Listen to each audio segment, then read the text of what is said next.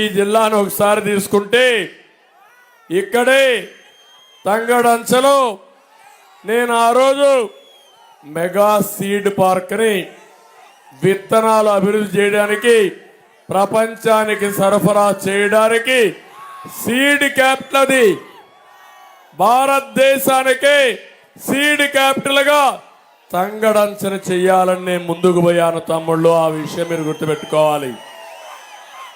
అది వచ్చుంటే ఇక్కడ రైతాంగానికి ఆదాయం పెరిగేది. మీరు పండించే పంట విత్తనాలుగా మారి ప్రపంచానికి వెళ్ళుంటే మీ ఆదాయం పెరిగేది, పరిశ్రమలు వచ్చేటివి. పరిశ్రమల ద్వారా ఈ యువత ఎక్కడికి పోయే పని లేకుండా మీ ఊర్లోనే ఉద్యోగాలు వచ్చేటివి. తంగడంచలో ఈరోజు వచ్చిందా నేను అడుగుతున్నా. నేను అమెరికాలో బెస్ట్ యూనివర్సిటీ అయ్యేవా ఆ యూనివర్సిటీ టైప్ కూడా చేశారు. ఒక దుర్మార్గుడు దుష్టుడు నేను ఒక ఎంఓయూ చేశానని మీ పొట్టగొట్టిన వ్యక్తి ఈ సైకో జగన్మోహన్ రెడ్డి. రెండోది అక్కడనే 365 కోట్లతో జైన్ ఇరిగేషన్ కి ఒక ప్రాజెక్ట్ ఇచ్చారు. ఆ ప్రాజెక్ట్ వల్ల అన్ని కూడా నర్సరీ మొత్తం తయారు చేసి బనానా గాని అరటి గాని అన్ని కూడా తయారు చేసి మైక్రో ఇరిగేషన్ ఒక ఆదర్శంగా చేసి బ్రహ్మాండంగా రాయలసీమని హార్టికల్చర్ హబ్ గా తయారు చేసి మీ ఆదాయాన్ని 4-5 రెట్లు పెంచాలని చెప్పి ఆలోచించారు. ఈరోజు ఆ డ్రిప్ ఇరిగేషన్ వచ్చిందా అని అడుగుతున్నా, జైన్ ఇరిగేషన్ ప్రాజెక్ట్ వచ్చిందా అని అడుగుతున్నా. ఇంకో పక్క మీరు ఒకసారి చూస్తే ఇక్కడనే ఈరోజు ముచ్చుమర్రి తమ్ముళ్ళు ముచ్చుమర్రి ఎవరు పూర్తి చేశారని అడుగుతున్నా. ఈరోజు మీరు ఒకసారి చూస్తే ముచ్చుమర్రి పూర్తి చేసి 12 పంపులు పూర్తి చేసి రాయలసీమకు నీళ్లు ఇవ్వడానికి నేను ఆ రోజు శ్రీకారం చుట్టాను. ఇలాంటి 1-2 ప్రాజెక్టులు కాదు. ఇంకో పక్క ఓర్వకల్లు ఇండస్ట్రీస్ కోసం 30,000 ఎకరాలు పెట్టి బ్రహ్మాండంగా ఇండస్ట్రియలైజేషన్ తీసుకురావాలని ఇస్పాత్ స్టీల్ కూడా తీసుకొచ్చి పెట్టాను. ఇంకో పక్క ఇక్కడనే ఓర్వకల్లో ఎయిర్పోర్ట్ కట్టించాను. నేనే 1 సంవత్సరంలో ఎయిర్పోర్ట్ కట్టించి ఇక్కడి నుంచి ఎయిర్ కార్గో ద్వారా మీరు ఉత్పత్తి చేసే వ్యవసాయ ఉత్పత్తులు కూడా విదేశాలకు ఎగుమతి చేయడానికి శ్రీకారం చుట్టాను. ఇంకో పక్క సోలార్ పార్క్ చూశారు. దేశంలోనే కాదు ఆ రోజుట్లో ఏషియాలోనే అతిపెద్ద సోలార్ పార్క్ కూడా తీసుకొచ్చారు. సోలార్ పార్క్ ద్వారా ఎండుంటే కరెంట్ వస్తుంది, సాయంత్రం అయితే కరెంట్ ఉండదు. దీనికి కావలసినట్టు విండ్ మిల్స్ పెట్టించాను. అదే కాకుండా పంప్డ్ ఎనర్జీ అని నీళ్లు పైకి లిఫ్ట్ చేసి పీక్ లోడ్ ఫ్యాక్టర్ బ్యాలెన్స్ చేయడానికి 24 గంటలు కరెంట్ రావడానికి పంప్డ్ ఎనర్జీకి శ్రీకారం చుట్టాను. నేను అడుగుతున్నా ఇవన్నీ ఉన్నాయా తమ్ముళ్ళు అని మిమ్మల్ని అడుగుతున్నా. ఇవన్నీ కానొచ్చుంటే హైదరాబాద్కి కర్నూలు నందికొట్కూరు ఒక సెటిలైట్ టౌన్షిప్ గా తయారయ్యేది. ఈ పిల్లలకు ఉద్యోగాలు వచ్చేటివి. ఈరోజు ఇలాంటి రాయలసీమ ద్రోహిని నందికొట్కూరుకు అన్యాయం చేసిన వ్యక్తిని క్షమిస్తారా మీరు మిమ్మల్ని అడుగుతున్నా. ఇంకా మీకేమైనా ఆశలున్నాయని మిమ్మల్ని అడుగుతున్నా. ఈ యొక్క జగన్ మీరు చూస్తే ఒక సైకో, ఒక అహంకారి, ఒక విధ్వంసకారుడు, ఒక దోపిడీదారుడు. అతను తయారై ఊరుకొక సైకోని తయారు చేశాడు. ఇక్కడ కూడా ఇంకొక సైకో, పిల్ల సైకో ఒకడు తయారయ్యాడు. నేను అడుగుతున్నా, ఒక ముఖ్యమంత్రి ఎన్నికల్లో ఓట్లు వేయించుకోవడం కాదు, ఎన్నికల్లో తిరిగాడా లేదా మీ దగ్గరికి? తల మీద చేయి పెట్టాడా లేదా? బుగ్గలు నిమిరాడా లేదా? ముద్దులు పెట్టాడా లేదా? ఎన్నికైన తర్వాత పరదాలు కట్టుకొని తిరుగుతూ గుద్దుడే గుద్దుడు పిడిగుద్దులు, అవునా కాదా అని మిమ్మల్ని అడుగుతున్నా. ఇలాంటి వ్యక్తి ముఖ్యమంత్రికి అర్హత ఉందా అని మిమ్మల్ని అడుగుతున్నా. మీ జీవితాలను నాశనం చేశాడా లేదా అని మిమ్మల్ని అడుగుతున్నా. పరిపాలన చేత కాదు. నేను అడుగుతున్నా, మీరేం చేశారంటే డ్రైవింగ్ చేత కాని వాడికి డ్రైవర్గా ఇచ్చేశారు. అతను మామూలుగా డ్రైవింగ్ కాదు, రివర్స్ డ్రైవింగ్ పెట్టాడు. అసలే డ్రైవింగ్ తెలియదు, రివర్స్ గేర్లో బండి దోలడం మొదలుపెట్టి మీ జీవితాలను సర్వనాశనం చేసిన వ్యక్తి ఈ సైకో జగన్, అవునా కాదా? మీరు ఒక్కసారి ఆలోచించుకోండి. నాకెవరి మీద కోపం లేదు, నా బాధంతా మీకు అన్యాయం జరిగిందని. మీరు ఒకసారి చూడండి 5 సంవత్సరాల్లో ఏం జరిగిందో. నేను కూడా 14 సంవత్సరాలు ముఖ్యమంత్రిగా పనిచేశాను. పరిపాలన తెలిసిన వ్యక్తిని. ఈరోజు హైదరాబాద్ నగరాన్ని మీరు చూశారు. ఏం తమిళలో హైదరాబాద్ నగరం ప్రపంచంలోనే మేటైన నగరంగా తయారవుతా ఉందా లేదా అని మిమ్మల్ని అడుగుతున్నా. ఎవరు దానికి కారణం? ఎవరేశారా ఫౌండేషన్? ఎవరు ప్రారంభించారా అభివృద్ధి? ఇక్కడుండే ముస్లిం సోదరులు ఆలోచించండి. హైదరాబాద్లో 30% ముస్లిమ్స్ ఉంటారు ఓల్డ్ సిటీలో. ఎప్పుడైతే ఎయిర్పోర్టు ఓల్డ్ సిటీ పక్కనే వచ్చింది, ఔటర్ రింగ్ రోడ్ వచ్చింది, అభివృద్ధి అయ్యింది.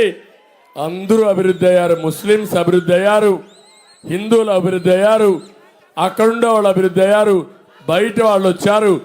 అది సంపద సృష్టించే మార్గం. ఈరోజు ఈ ముఖ్యమంత్రికి సంపద సృష్టించడం తెలియదు.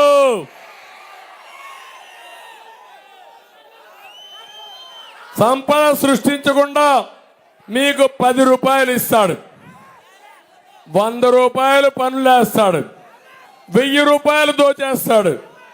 ఒక దోపిడీ దొంగ మీకు అవసరమా అని అడుగుతున్నా. మాట్లాడితే బటన్ నొక్కానంటాడు. నువ్వు బటన్ నొక్కిందెంత, బొక్కిందెంత, నువ్వు దోచేసిందెంత సమాధానం చెప్పమని అడుగుతున్నా. ఈ నంది కొట్కూరులో తమిళ్లో మీరు ఒకసారి ఆలోచించండి. బటన్ నొక్కడానికి ముఖ్యమంత్రి అవసరం లేదు. రాయలసీమని హార్టికల్చర్ హబ్గా తయారు చేయాలంటే ఒక విజన్ ఉండాలా. మీ ఆస్తులు పెంచాలా, మీ ఆదాయాన్ని పెంచాలా. అది జరగాలంటే నీళ్లు ఇవ్వాలా. ఇక్కడ మీరు చూడండి, ఇక్కడ ఏదైతే నీళ్లు వస్తాయో ముచ్చువరి నుంచి, శ్రీశైలం నుంచి, హంద్రినివా మల్యాల నుంచి ఈ నీళ్లు నా కుప్పం నియోజకవర్గానికి కూడా వస్తాయి తమ్ముళ్ళు. ఆ విషయం మీరు గుర్తుపెట్టుకోండి. బనక చెర్ల బ్యాలెన్సింగ్ రిజర్వాయర్, ఇది రాయలసీమకు గుండెకాయ. అలాంటి గుండెకాయ అన్ని ఇక్కడే వస్తాయి. నగిరి గాలేరు ఇక్కడి నుంచే ప్రారంభమవుతుంది, హంద్రినీవా ఇక్కడి నుంచి వెళ్తుంది, కేసీ కెనాల్ వెళ్తుంది, తెలుగు గంగ వెళ్తుంది. కానీ మీకు మాత్రం నీళ్లు లేవు. అదే నా ఆవేదన. ఇక్కడ ఒక విషయం చెప్పాలి. శివానంద రెడ్డి గారు ఎంతైతే పట్టుదలగా ఉన్నారో, ఒకప్పుడు బైరెడ్డి కూడా ఇదే మరిగా పోరాడాడు. ఇప్పుడు 2 నాయకులు వచ్చారు మీకు. ఆయన కుమార్తె శబరి, తండ్రికి తగ్గ బిడ్డ. చూశాను. ఈరోజు నాకు ఒక బాధ్యత ఉంది. శివానంద రెడ్డి గారికి న్యాయం చేయాలి,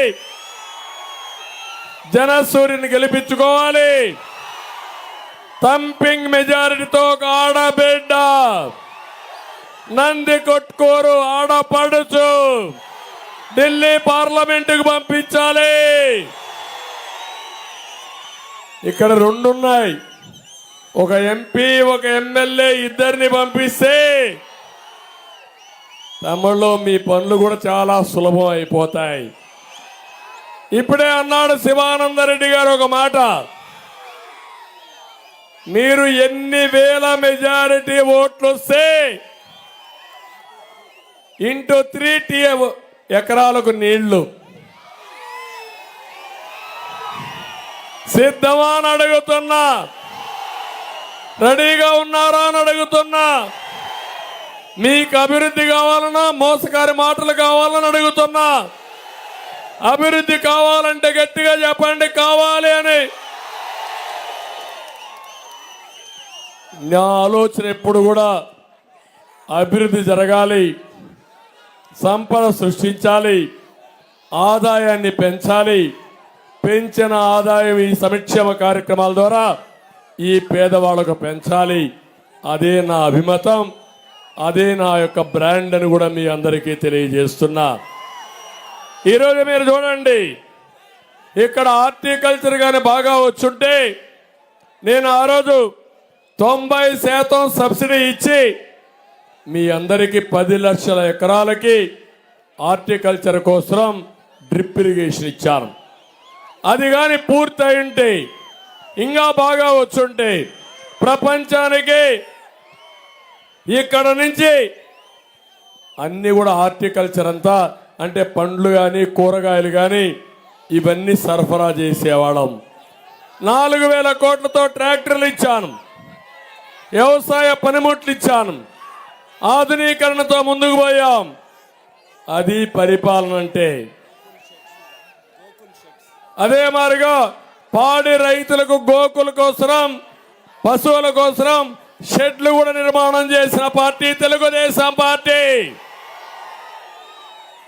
ఈరోజు వీళ్ళు మాట్లాడుతూ ఉంటే ఒక మాట మాట్లాడుతున్నాడు, నేనేదో ఆయనకు శత్రువు అంట. ఈ సైకోకు నేను శత్రువు కాదు, నువ్వు రాష్ట్ర ద్రోహివి. రాష్ట్ర ద్రోహి ఈ ప్రజలకు అన్యాయం చేసిన వాళ్ళని చిత్తుగా ఓడించి ఇంటికి పంపిస్తే తప్ప మోక్షం లేదు. దానికోసం రాజీ లేని పోరాటం చేస్తున్నాను. నేను చేసేది రాజకీయ యుద్ధం, కురుక్షేత్ర యుద్ధం, ధర్మాన్ని కాపాడే యుద్ధం. సిద్ధమా తమ్ముళ్ళు మీరందరూ అడుగుతున్నా. ఇంకో పక్క ఒక విషయం మీ అందరికీ స్పష్టంగా చెప్పాలి. ఈరోజు మేము కూటమిగా మీ ముందుకు వచ్చాం. మేము కూటమిగా ముందుకు వచ్చింది ఈ రాష్ట్రాన్ని కాపాడుకోవాలి, ప్రజలు గెలవాలి, మీ జీవితాలు వెలగాలనే ఉద్దేశంతోనే 3 పార్టీలు కలిసి మీ దగ్గరికి వచ్చాం. మళ్ళీ చెప్తున్నాను, మాకు అధికారం కోసం మీ దగ్గరికి రాలేదు. కేంద్రంలో బీజేపీ ఉంటుంది, ఎన్డీఏ ఉంటుంది. 14 లక్షల కోట్ల రూపాయలు అప్పు చేశాడు ఈ ముఖ్యమంత్రి. ఈరోజు ఒక విషయం చూడండి, కనీసం 5 సంవత్సరాల తర్వాత నేను ఏమీ చేయలేనని చేతులెత్తేసిన దుర్మార్గుడు ఈ ముఖ్యమంత్రి సైకో. మీరు ఒక విషయం గుర్తుపెట్టుకోవాలి. మీరు నిన్న చూశారు, ఆయన ఎన్నికల మేనిఫెస్టో వెలవెలబోయింది, ఏమీ లేదు. 5 ఏళ్లకు ముందే చెప్పాడో అదే మాట్లాడుతున్నాడు. నేను చెప్తున్నా, నాకు ఒక ధైర్యం ఉంది, చేసే నమ్మకం ఉంది, దమ్ము ఉంది. మళ్ళీ పనులు చేస్తా, ఆదాయాన్ని పెంచుతా, నేను ఇచ్చిన కార్యక్రమాలన్నీ పూర్తి చేసే బాధ్యత నాదని మీ అందరికీ హామీ ఇస్తున్నా. మీ అందరికి ఆశలు ఉన్నాయా లేదా? కోరికలు ఉన్నాయా లేదా? కోరికలు సాధించుకోవాలా లేదా? అంటే మనం అందరం కోరికలు చంపుకొని ఈ సైకోకి బానిసలుగా ఉండాలంటే అది సాధ్యమా తమ్ముళ్ళు అని మిమ్మల్ని అందరిని అడుగుతున్నా. ఇది న్యాయమా అని మిమ్మల్ని అడుగుతున్నా. సాగుని బ్రతికించుకోవాలి, రైతును రాజు చేయాలి. అందుకే అన్నదాత కార్యక్రమాన్ని తీసుకొచ్చాం. 20,000 రూపాయల ఆర్థిక సహాయం చేసి మళ్ళీ రైతు సబ్సిడీస్ అన్ని ఇచ్చి రైతును బతికించే కార్యక్రమానికి శ్రీకారం చుడతాం. తమలో ఇక్కడ ఉన్నారు, మా ఆడబిడ్డలు అందరూ ఉన్నారు. ఏమమ్మా మీరే చెప్పండి, మీ ఆదాయం పెరిగిందా అని అడుగుతున్నా, ఖర్చులు పెరిగాయా లేదా అని అడుగుతున్నా. ఎవరైనా సరే మీ జీవన ప్రమాణాలు బాగున్నాయని అడుగుతున్నా. 2014 కంటే ఈరోజు మీ జీవన ప్రమాణాలు మెరుగైనాయని అడుగుతున్నా మిమ్మల్ని.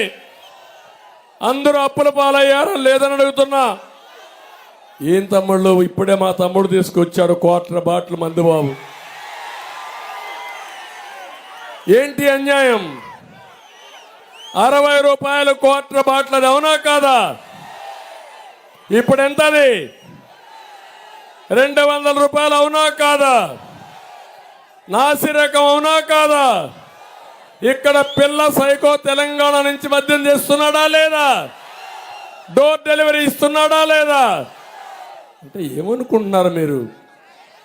అంటే ఈ పేదవాళ్ళని సర్వనాశనం చేసి నాసిరకం మద్యం ఇచ్చి జలగమారుగా మీ రక్తాన్ని తాగి మిమ్మల్ని అనారోగ్యం పాలు చేసి ఆడబిడ్డల తాళిబొట్టు తెంచేసిన దుర్మార్గుడు ఈ సైకో అని చెప్పి నేను మీకు తెలియజేస్తున్నా. అది నా బాధ, అదే నా కోపం. ఈరోజు మాట్లాడుతున్నారు, ఏం తమిళలో హత్యా రాజకీయాలు నేను ఎప్పుడన్నా చేశానా అని మిమ్మల్ని అడుగుతున్నా. నాకు తెలుసా అని మిమ్మల్ని అడుగుతున్నా. రాయలసీమలో ముఠాలు అణిచివేసే నాయకుడు నేనే, అవునా కాదా అని అడుగుతున్నా. హైదరాబాద్ లో మత సామరస్యాన్ని కాపాడింది నేనే. మత విద్వేషాలు కంట్రోల్ చేసిన పార్టీ, తీవ్రవాదుల పైన పోరాడిన పార్టీ, రౌడీలనే వాళ్ళు లేకుండా చేసిన పార్టీ. ఇప్పుడు రాజకీయ రౌడీలు తయారయ్యారు, ఊరికొక సైకో తయారయ్యాడు. నేను ఒకటే నందుకొట్టుకూరులో మీకు హామీ ఇస్తున్నా, మళ్ళీ వస్తానే రాజకీయ రౌడీల్ని తుంగలో దొక్కేసే బాధ్యత నాదని మీ అందరికీ హామీ ఇస్తున్నా. రాజకీయం అంటే సేవాభావం, ప్రజలకు అండగా ఉండడం, ప్రజల్ని అణగదొక్కడం కాదు. కబద్దార్, జాగ్రత్తగా ఉండండి. ఎక్కడ దాంకున్నా మిమ్మల్ని పట్టకొచ్చి ప్రజాకోర్టులో శిక్షించే బాధ్యత నాదని మరొక్కసారి హెచ్చరిస్తున్నా. తమ్ముడు, ఇప్పుడు చెప్పండి మీరంతా, ఒక పక్క మద్యం రేట్లు పెంచాడు, పెద్ద ఎత్తున లూటీ చేశాడా లేదా? ఇంకో పక్క ఇసుక, మీ రివర్లో ఇసుక దొరుకుతుందా లేదా? మీకు అందుబాటులో ఉందా? ఒకప్పుడు 1000 రూపాయలు ఒక ట్రాక్టర్, ఇప్పుడు ఎంత? 5000. ఈ ఊరు ఇసుక ఈ ఊర్లో దొరకదు, హైదరాబాద్లో దొరుకుతుంది, బెంగళూరు దొరుకుతుంది, అవునా కాదా? అంటే ఎంత దుర్మార్గం అంటే, మన ఊరు ఇసుక, మన ఇంటి ముందు నుండే ఇసుక మనం వాడుకోవడానికి వీల్లేదు.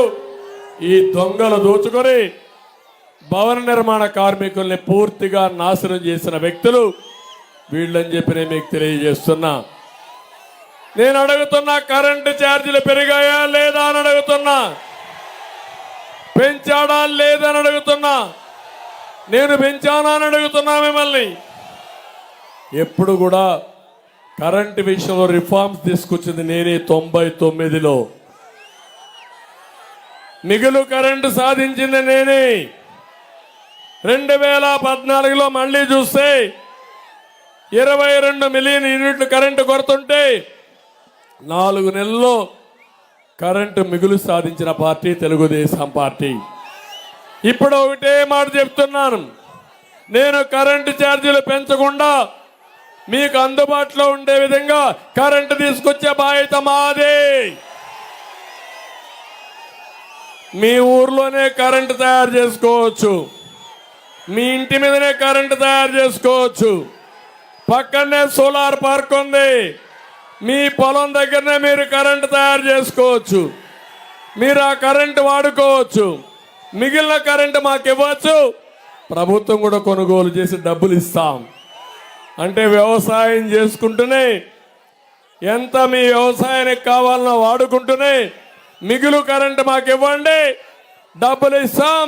కరెంటు చాలకపోతే మళ్ళా మీకు తిరిగి కరెంటు సప్లై చేసే బాధ్యత మాదని మీ అందరికీ హామీ ఇస్తున్నా. ఎప్పుడైనా సరే ఆలోచనలు ఉండాలి, స్వార్థం ఉంటే కష్టం. నేను ఎప్పుడు కూడా మీలో మీకు న్యాయం జరగాలని ఆలోచిస్తా. వీళ్ళు మిమ్మల్ని దోపిడీ చేయాలని ఆలోచిస్తారు కాబట్టి ఇలాంటి సమస్యలన్నీ వస్తాయి. చెత్త మీద పన్నేయడం, ఎక్కడ చూసినా భారీ ఎత్తున ఇవన్నీ పెరిగిపోయి ఈరోజు కామన్ మ్యాన్ బాగా సఫర్ అయ్యే పరిస్థితికి వచ్చాడు. మామూలుగా కాదు, అన్ని విధాలా ఇబ్బంది పెట్టారు. పెట్రోల్ డీజిల్ పెరిగింది, నిత్యావసర వస్తువులు పెరిగాయి, అన్ని విధాలుగా మీరు నష్టపోయారు. అందుకే ఒక సుపరిపాలన ద్వారా మళ్ళీ ఇవన్నీ నియంత్రణ చేసి మీకు మెరుగైన జీవన ప్రమాణాలు అందించే బాధ్యత మాదని మీ అందరికీ హామీ ఇస్తున్నా. తమిళలో ఉద్యోగాలు ఇప్పుడే నేను చెప్పాను. డిఎస్సి పెట్టాడా ఈ ముఖ్యమంత్రి? జాబ్ క్యాలెండర్ ఇచ్చాడా ముఖ్యమంత్రి? ఇక్కడే ఓర్వకల్లో ఒక పరిశ్రమ వచ్చిందా ఈ హయాంలో? తంగడంచబోయిందా లేదా? మళ్ళీ ఇవన్నీ రావాలంటే ఎవరు రావాలి? జాబు రావాలంటే